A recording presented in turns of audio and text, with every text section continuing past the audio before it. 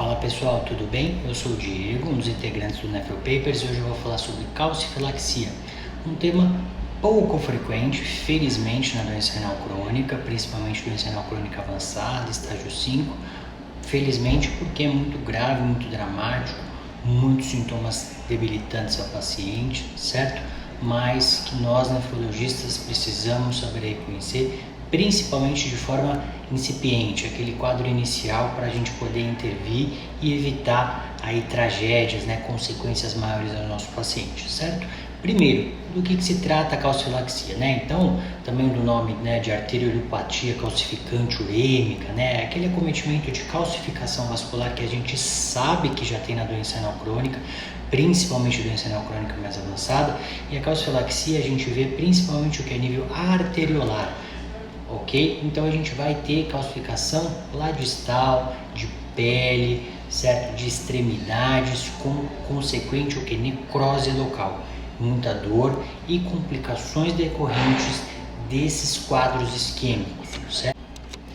Aqui então, pessoal, veja uma foto, de um artigo muito bom que saiu em 2018, da New England, que mostra a fisiopatologia, da calcificação vascular. Então, se a gente olhar no canto superior esquerdo, vê da onde que é a foto, então um corte aí de um vaso, de uma arteríola, em que a gente vê, as células musculares aí lisas, fibromusculares lisas se diferenciando em células que vão se calcificar. E isso acontece de forma multifatorial, certo? Por desbalanço aí do estrutura mineral ósseo, precipitação de hidroxiapatita, certo? Mas principalmente diferenciação das células vasculares aí locais, certo? Isso vai acontecendo o quê? Diminuição do lumen intravascular e as isquemias vão acontecendo, certo? Certo? Então, essa fisiopatologia ali, lá quando a gente está olhando no vaso, por que acontece, Mas como é que o paciente se apresenta, quais são os padrões de lesão da calcifilaxia? Vamos dar uma revisada nessa foto também do artigo da New England. Olha que... Então, notem que a gente tem lesão de pele em regiões mais centrais, mais proximais, digamos, em fotos de abdômen, lesões mais extensas, necrotizantes, outras lesões ali, se a gente olhar na figura C, lesões que se assemelham a livedo, que são mais iniciais, já são dolorosas, essas que a gente tem que pesquisar. Então o paciente já se queixa de dor ali local, dá uma olhada, veja se já não é isso, se já não é uma lesão de calcifilaxia inicial, ou mesmo a isquemia de extremidades, como a gente vê no G muito mais avançado, ou na foto H, tá bom?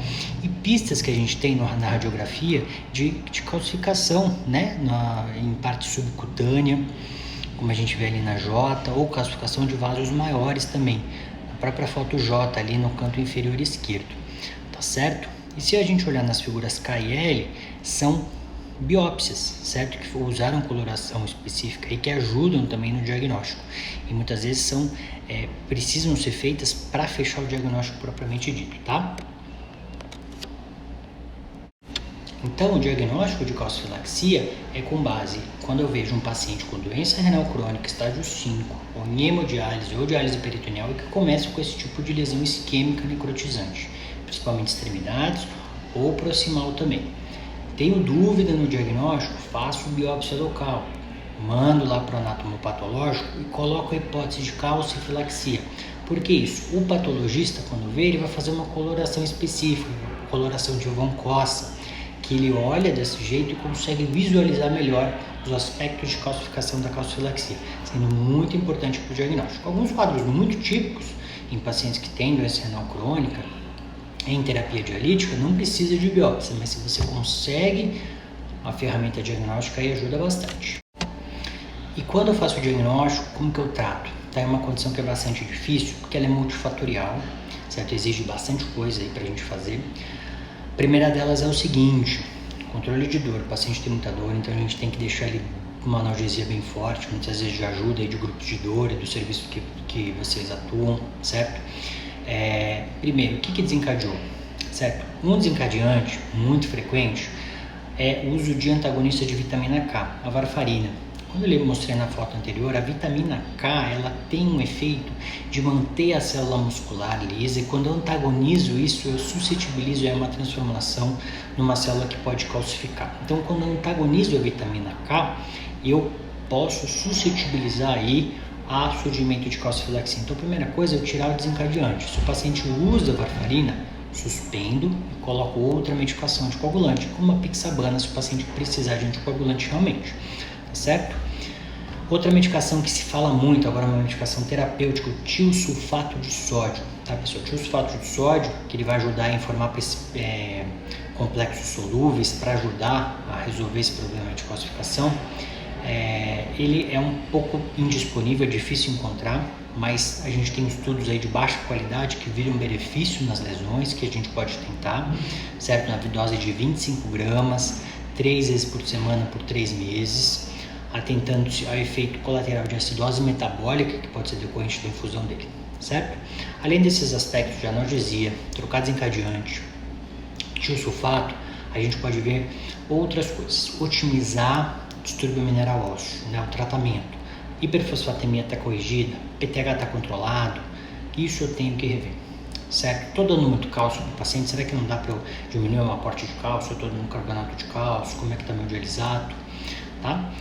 Uma coisa que às vezes perguntam, eu não posso dar vitamina K? Você falou que se o antagonista é ruim, e se eu der vitamina K para o paciente, forma endovenosa, será que não ajuda? Porque maléfico não vai ser. A gente ainda não tem nenhuma evidência de que ofertar vitamina K seja terapêutico ou até mesmo profilático, tá? A gente não tem estudos robustos que mostrem isso, certo, gente? Então, de forma geral, o diagnóstico e manejo da calcifilaxia é uma situação muito complexa, rara, tá? Que o nefrologista precisa saber reconhecer, tanto na hemodiálise quanto na diálise peritoneal. Inclusive, alguns estudos falam que quem está em diálise peritoneal possa se beneficiar da conversão para hemodiálise. Isso a gente tem que individualizar, porque tem paciente que está muito bem em diálise peritoneal, a gente tem que às vezes evitar essa questão, né, de conversão, porque é muito ruim, quem está muito bem adaptado à terapia, mas é outra situação também que pode ser considerada, tá certo? Espero ter ajudado nessa condição grave e infrequente aí, mas que a gente, o nefrologista, até mesmo o clínico, né, que vê um paciente com esse quadro, tem que saber reconhecer, tá certo? Muito obrigado.